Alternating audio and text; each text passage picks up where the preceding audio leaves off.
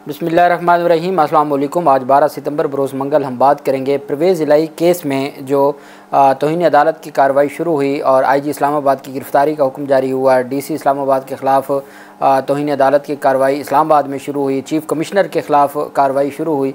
उन तमाम चीज़ों को मद्देनज़र रखते हुए जो गिरफ़्तारी का ऑर्डर जारी किया गया था डीसी इस्लामाबाद की जानिब से, उसको वापस ले लिया गया है। बहुत अहम डेवलपमेंट सामने आई है और इसे कहते हैं, अब चूँकि इन्होंने वो उसका फ़ायदा तो उठा लिया था और अब अदालतों में मामला इनके गले पड़ गया था, तो इस वजह से इनकी जानिब से जो आज के फ़ैसला वापस लिया गया उसकी तफसील मैं आपके साथ शेयर करूँगा।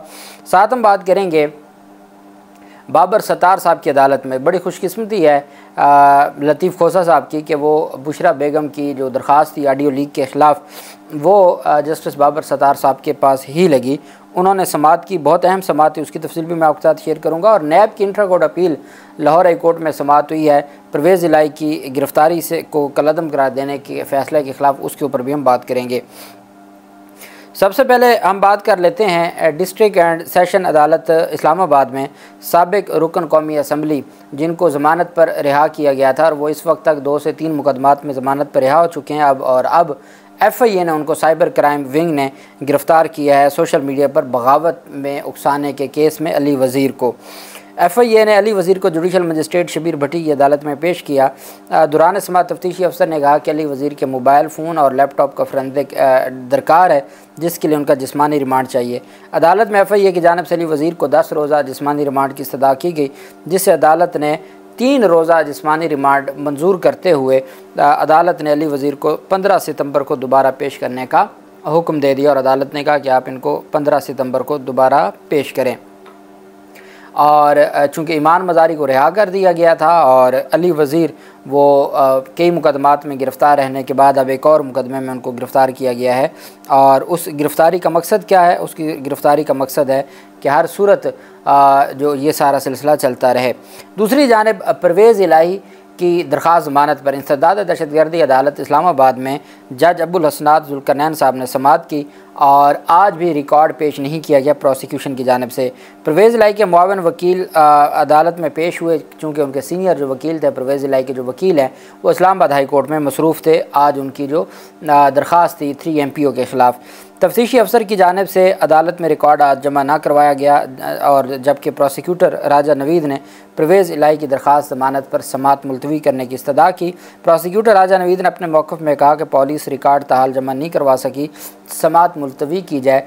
जज अबुल हसनात जुल्करनैन साहब ने ये पोस्ट अरेस्ट बेलें बाद अज़ गिरफ़्तारी की, जैसे इमरान खान की 11 सितंबर से 14 सितंबर की तारीख़ की, परवेज़ इलाही की 12 सितंबर से 15 सितंबर की तारीख़ मुकर्रर कर दी, बजाय इसके के लिए कल के लिए रखते, बजाय इसके लिए कि परसों के लिए रख लेते, लेकिन वो डायरेक्ट 3-3, 4-4 दिन की तारीख़ें दी जा रही हैं।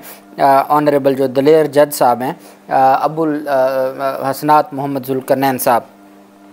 जबकि वहीं पे परवेज़ इलाही की रिहाई और किसी भी मुकदमे में गिरफ़्तार ना करने के सिंगल बेंच के फ़ैसले के ख़िलाफ़ नैब की अपील पर समाअत हुई और नैब में जस्टिस अली बाक़िर नजफ़ी साहब की सरबराही में 2 रुकनी बेंच था और उसमें जस्टिस अली बाक़िर नजफ़ी साहब थे और जस्टिस राहील कामरान शेख साहब।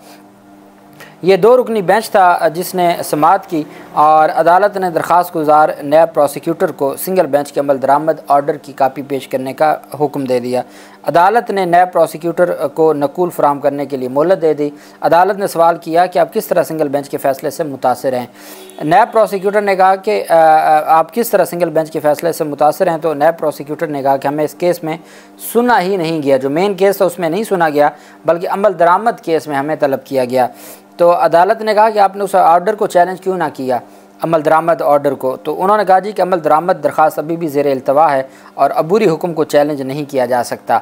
अब नैब ने जो पहला ऑर्डर था कि परवेज़ इलाही को किसी भी मुकदमे में गिरफ़्तार ना किया जाए, जिस पर पहले ही इंट्रा कोर्ट अपील खारिज हो चुकी है, उस ऑर्डर पे तो इन्होंने अपील फ़ाइल कर दी, जिस ऑर्डर में अदालत की जानिब से ये कहा गया था कि किसी सूरत भी जो परवेज़ इलाही की गिरफ़्तारी को कलअदम करार दिया था, उस पर जो है वो उस ऑर्डर को चैलेंज नहीं किया। तो जज साहब ने यही कहा कि आपने उस ऑर्डर को क्यों नहीं चैलेंज किया? तो अमल दरामद नैब प्रोसिक्यूटर ने कहा कि अमल दरामद से मुतल्लिक़ दरख्वास्त अभी ज़ेर इल्तवा है और अबूरी हुक्म को चैलेंज नहीं किया जा सकता।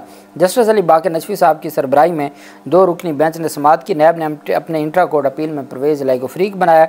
सिंगल बेंच ने नैब का पूरा मौक़िफ़ सुने बगैर परवेज़ इलाही की रिहाई का हुक्म दिया। परवेज़ इलाही की गिरफ्तारी कानूनी थी। परवेज़ इलाही रिमांड पर थे। सिंगल बेंच ने हक़ाइक़ का दुरुस्त जायज़ा नहीं लिया और रिहाई का हुक्म दिया। परवेज़ इलाही को किसी भी केस में गिरफ्तार न करने का हुक्म भी कानूनी तौर पर दुरुस्त नहीं है। Lahore high court single bench का परवेज़ इलाही को रिहा करने और किसी भी मुकदमे में गिरफ्तार न करने के फैसले को कलअदम करार दे। अदालत अपील के हतमी फैसले तक सिंगल बेंच के फैसले को मुअत्तल करे, ये दरख्वास्त दायर की गई थी। अदालत ने कहा कि आप जो अमल दरामद के ऑर्डर्स हैं परवेज़ इलाही के, वो भी अदालत में पेश किए जाएँ। अब वो जो अमल दरामद के ऑर्डर्स हैं उसमें वो तमाम ऑर्डर्स हैं जिसमें तौहीन अदालत की कार्रवाई भी शुरू की गई है, जिसमें IG इस्लामाबाद तक के वारंट गिरफ्तारी जारी किए गए हैं। उसमें DIG इन्वेस्टिगेशन, DIG ऑपरेशन के भी शो काज नोटिस है तौहीन अदालत का। तो वो तमाम ऑर्डर्स जब अदालत के सामने आ जाएंगे और अदालत देखेगी कि किस तरीके से जो अपनी ही अदालत, अपनी ही हाई कोर्ट के जज के फ़ैसलों की तौहीन की जाती रही, तो उम्मीद है कि अदालत आइन और कानून के मुताबिक फिर सारी चीज़ों को देखेगी।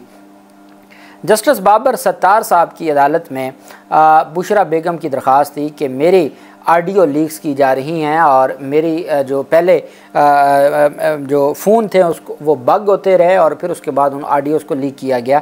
इसके ख़िलाफ़ जस्टिस बाबर सत्तार साहब की अदालत में दरख्वास्त हुई, समाअत हुई। दरख्वास्त पर लतीफ़ खोसा साहब पेश हुए। इस्लामाबाद हाई कोर्ट ने इमरान खान की अहलिया और साबिक़ खातून अव्वल बुशरा बीबी की ऑडियो टेपिंग और हरासा करने के ख़िलाफ़ दरख्वास्त को पहले से ज़ेर समाअत जो साकिब निसार के बेटे की दरख्वास्त है उसके साथ यकजा कर दिया। जस्टिस बाबर सत्तार ने बुशरा बीबी के वकील लतीफ़ खोसा से कहा कि आपकी दरख्वास्त पर नोटिस कर रहे हैं, इसी नौइयत के दूसरे केस के साथ इसे सुनेंगे। खोसा साहब, आपने क्या दरख्वास्त दायर की है? लतीफ़ खोसा ने जवाब दिया कि बदकिस्मती से हमारे फ़ोन मुसलसल बग किए जा रहे हैं, जिस पर जस्टिस बाबर सत्तार साहब ने मानी खेज़ बात करते हुए कहा वो तो सबके ही हो रहे हैं, इसमें कौन सी नई बात है? आपकी दरख्वास्त पर एतराज़ है कि आपने कोई ऑर्डर चैलेंज ही नहीं किया। लतीफ़ खोसा साहब ने कहा कि पुलिस और FIA बुशरा बीबी को मुसलसल हरासा कर रही है। जस्टिस बाबर सत्तार ने लतीफ़ खोसा से कहा कि आपको 2 पहलुओं पर अदालत की मुआवनत करनी होगी। फ़ोन टैपिंग की कानूनी हैसियत पर अदालत की मुआवनत करें, कानून नाफिज करने वाले इदारों से मालूमात का ज़रिया नहीं पूछा जा सकता, इस पर भी मुआवनत करें। वकील लतीफ़ खोसा ने इस्तदा की कि FIA को आइंदा समाअत तक हरासा करने से रोका जाए। जस्टिस बाबर सत्तार साहब ने कहा कि मैं ऐसा आर्डर पास करूँगा जिस पर अमल दरामद भी हो सके। हरासानी एक वसी टर्म है।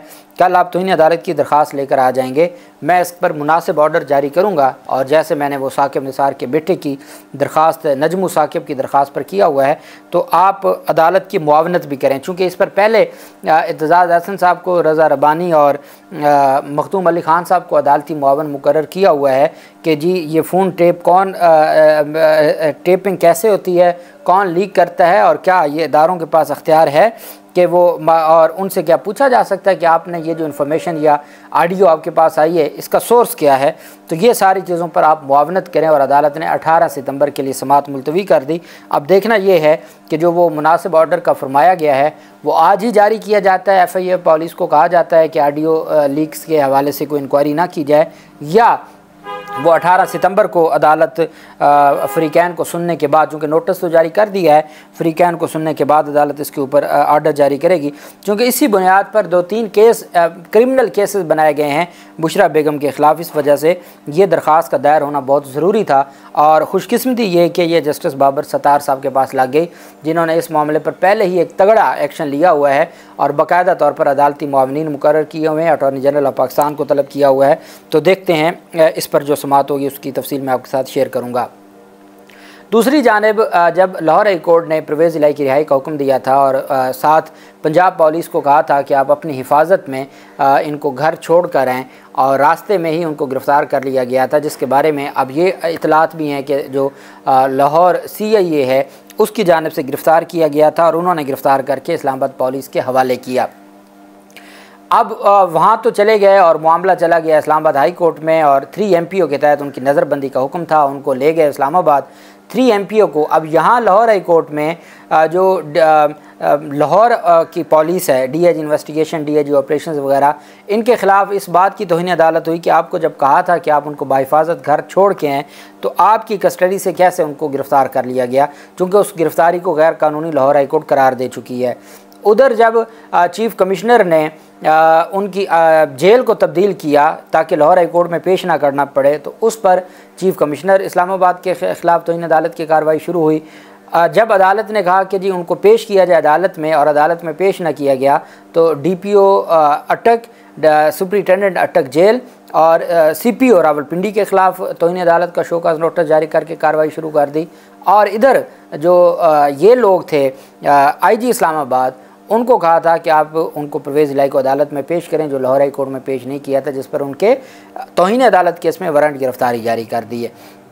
इधर जस्टिस तारिक महमूद जहांगीरी साहब ने जो 3 MPO का ऑर्डर था उसको मुअत्तल कर दिया था और मुअत्तल करके आज के लिए परवेज़ इलाही को भी कहा था कि उनको रिहा किया जाए और परवेज़ इलाही अगली तारीख पर अदालत के सामने पेश हो जाएं, और साथ DC से रिपोर्ट तलब कर ली थी। और साथ चूँकि DC के ख़िलाफ़ जस्टिस बाबर सत्तार साहब ने शहरियार आफरीदी और शाहदाना गुलजार केस में तौहीन अदालत की कार्रवाई शुरू की हुई थी, तो उस पर अदालत ने साथ DC को रोक भी दिया था कि आपने किसी के 3 MPO जारी नहीं करना। आज जब अदालत में समाअत हुई तो DC इस्लामाबाद ने अदालत को आगाह किया कि परवेज़ इलाही की गिरफ़्तारी का जो ऑर्डर था उसको वापस ले लिया गया है। 3 MPO का जो वापस था वो वापस लिया गया है। और इस्लामाबाद हाई कोर्ट ने कहा कि परवेज़ इलाही को अब किस FIR में गिरफ़्तार किया गया वो नंबर लिखवा दें। अदालत ने MPO ऑर्डर वापस लेने की बुनियाद पर परवेज़ इलाही की जो सिर्फ 3 MPO को चैलेंज करने की दरख्वास्त थी, जिसको सिर्फ मुअत्तल किया गया था और आज उस पर रेगुलर हेयरिंग होनी थी, उस पर DC इस्लामाबाद अदालत में पेश हुए और उन्होंने बाकायदा तौर पर बयान दिया कि मैंने 3 MPO का गिरफ़्तारी का जो हुक्म है वो वापस ले लिया है। उस बुनियाद पर अदालत ने उनकी दरख्वास्त निपटा दी और वो 3 MPO का जो ऑर्डर है वो ख़त्म हो गया। गिरफ़्तारी का जो था परवेज़ इलाही का जो पहले मुअत्तल हुआ था और आज वो ख़त्म हो गया है। अल्लाह पाक पाकिस्तान का हामी नासिर हो। बहुत शुक्रिया। अल्लाह हाफ़िज़। पाकिस्तान ज़िंदाबाद।